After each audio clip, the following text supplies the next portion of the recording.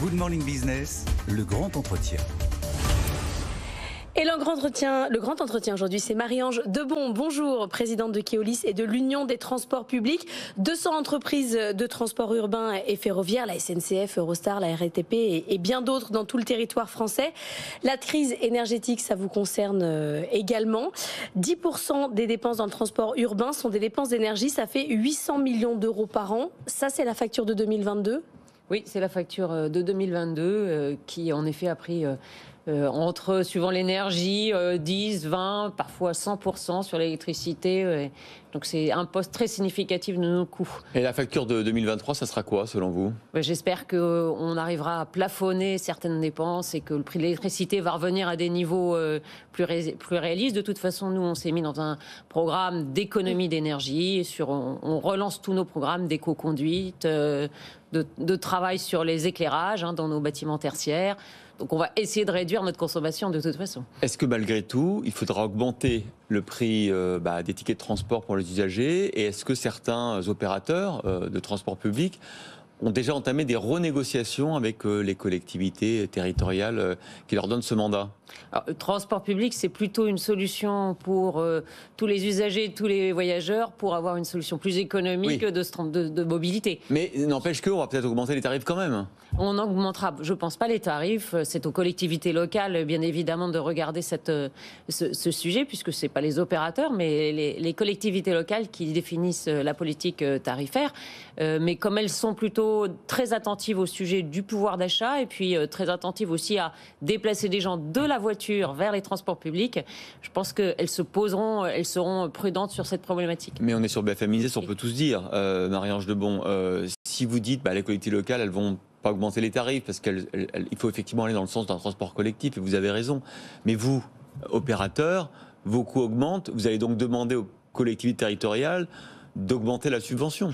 Alors d'abord, il y a, si vous l'avez vu, le gouvernement et le Parlement ont, dans le projet de loi de finances rectificative, créé une nouvelle formule qui permet que les employeurs prennent 75% du forfait de transport, de l'abonnement. Donc c'est un avantage assez significatif pour 2022 et 2023.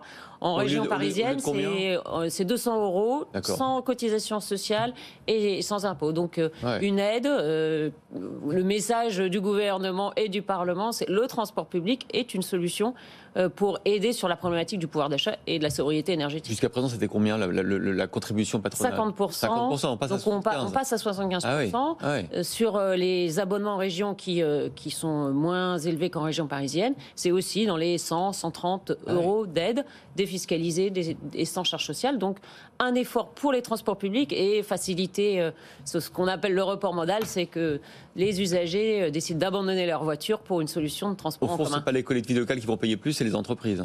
Non, c'est les entreprises qui, si elles veulent aider par des primes leurs collaborateurs, ont cette possibilité. Donc on concilie à la fois transport public et puis renforcement du pouvoir d'achat pour lesquels les employeurs ont aussi une problématique. Par exemple, chez Keolis, vous avez passé combien de votre flotte de véhicules à l'électrique ? Vous avez fait un gros changement ou c'est petit à petit ? Alors dans le transport public, 60% des trajets, dans le transport public urbain, 60% des trajets sont déjà en électrique puisque beaucoup de personnes voyagent par le tram ou le métro. En ce qui concerne la flotte de bus, elle reste encore assez marginalement électrique. Aujourd'hui, quand on achète des bus, on les achète principalement électriques. Mais le parc, un bus, ça vit une quinzaine, une vingtaine d'années. Donc, il faut une mutation relativement... donc, c'est 20 ans, la mutation pour les bus électriques ? Non, puisque on a commencé, on a déjà beaucoup de réseaux qui sont devenus électriques, qui ont commencé à avoir des lignes électriques. On accélère et un des souhaits évidemment c'est que le gouvernement continue à soutenir cette transition alors que le prix de l'électrique a beaucoup monté. Mais aujourd'hui 60% des transports sont d'ores et déjà décarbonés puisqu'ils sont par tram ou métro et donc une énergie principalement électrique. Il va aussi y avoir des efforts à faire sur la publicité, sur les écrans publicitaires qui fonctionnent aussi avec beaucoup d'énergie. Ça veut dire quoi? Des arrêts qui vont être éteints, des stations qui ne vont plus ressembler à ce qu'elles sont aujourd'hui? Nous, notre objectif dans nos programmes d'économie d'énergie, c'est en effet de réduire la lumière dans les bâtiments tertiaires, avant tout, bien sûr. Je pense que comme beaucoup d'entreprises, on réduira aussi peut-être la température des moyens de transport pour rester autour de 19, 20. On est en train de regarder l'impact. En ce qui concerne tout ce qui est publicité lumineuse, là aussi, c'est souvent une décision des collectivités locales. Certaines avaient d'ores et déjà réduit ce sujet. C'est un sujet. Ces recettes sont relativement marginales pour les opérateurs. Alors l'autre problème de ce secteur en ce moment, c'est la pénurie de personnel. Pour mémoire, l'Union de transport public, c'est environ 260 000 emplois en France, au transport public en tout cas, 600 000 emplois indirects. Or, j'ai vu, notamment, on va prendre un exemple à Paris, dans l'Île-de-France Mobilité, donc l'institution qui gère le transport public parisien, il manque 1500 chauffeurs de bus, c'est 9% de l'effectif. Et non, ça a des conséquences. La RATP, la SNCF sont obligés de supprimer des liaisons, de réduire l'ampleur de leurs services. 1500 chauffeurs manquants alors qu'il y a encore 7,4% de chômeurs. Comment c'est possible ? Ouais. D'abord, tout le secteur s'est mobilisé déjà depuis plusieurs mois pour réduire le plus possible. C'est vrai que nous sommes un métier en tension. La problématique, c'est avant tout posée pour le transport scolaire. Oui. Donc, on a fait appel, on a rappelé des conducteurs qui étaient partis à la retraite. On demande aussi, on rappelle parfois des chauffeurs qui sont en vacances. L'ensemble de la profession se mobilise pour justement essayer de régler ce sujet. On lance des campagnes de marque employeur pour mieux faire connaître le métier. Bah oui. Parce que c'est un métier, en fait, qui a aussi beaucoup d'attrait. J'ai vu qu'on pouvait devenir chauffeur de bus à 18 ans au lieu de 21 avant. Oui, c'est des réformes qui ont été faites. Il faut accélérer aussi le passage du permis de conduire, permis D. Ouais. Voilà, on se mobilise et la rentrée se passe mieux grâce à cette mobilisation. Sauf que là, vous avez rappelé des anciens, des gens qui connaissent déjà le métier. En fait, chez les jeunes, travailler le week-end, ça ne fonctionne pas. Or, il va bien falloir des transports en commun le week-end. Vous attendez qu'il y a beaucoup de métiers, y compris le vôtre, où on travaille le week-end. Donc et c'est de plus en plus difficile de recruter. C'est quoi la solution pour attirer ? Ou alors il faut attendre le bus sans chauffeur ? Alors le bus sans chauffeur, c'est pas pour encore tout de suite sur l'ensemble de nos lignes. Donc non, c'est de faire mieux connaître le métier, en faire comprendre tous ces aspects positifs. Donc c'est aussi le valoriser. Ah, et la rémunération.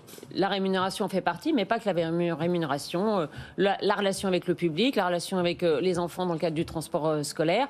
On essaye aussi de travailler l'organisation du travail pour prendre en compte les contraintes de nos salariés. Donc l'ensemble de ces éléments, on forme de nouveaux publics aussi, des deuxièmes carrières pour certains, par exemple les anciens militaires. Ouais, voilà, on essaye d'attirer les femmes aussi. On a moins de 20% de femmes dans nos conducteurs.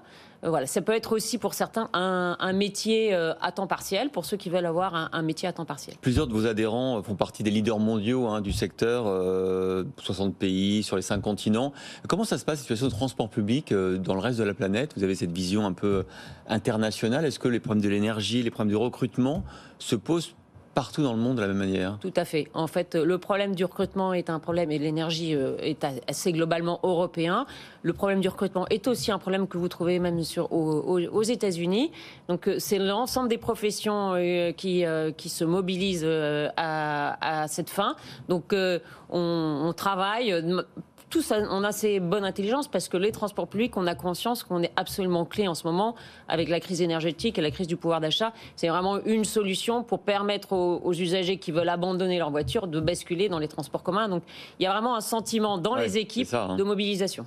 Question carrière qui vous concerne, vous, directement. La patronne de la RATP, Catherine Guigoire, a quitté son poste pour raisons personnelles. Est-ce que ça vous intéresse ?